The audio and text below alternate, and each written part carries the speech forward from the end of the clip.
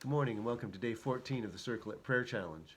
A couple days ago we looked at Matthew 17 and verse 20 where it says, if you have faith as small as a mustard seed.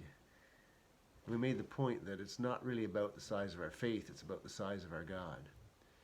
But then the verse goes on to say, if we have faith as small as a mustard seed, say to this mountain, move from here to there, and it will move. That's a curious thing to say. Say to the mountain? Is he asking us to speak to the mountain?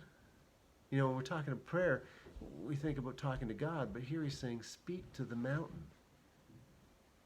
And it got me thinking about the fact that there comes a moment when we just need to quit talking to God about our mountain and start talking to the mountain about our God.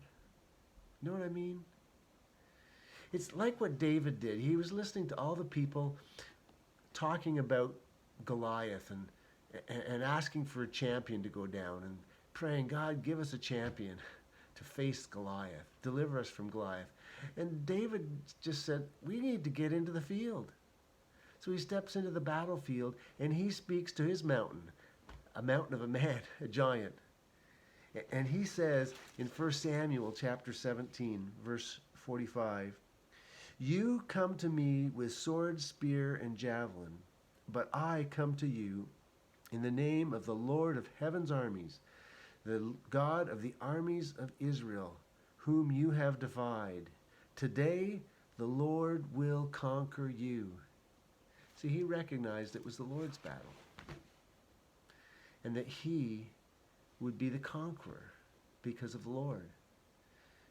In fact, the Bible tells us that we're not just conquerors. In Romans 8, we are more than conquerors.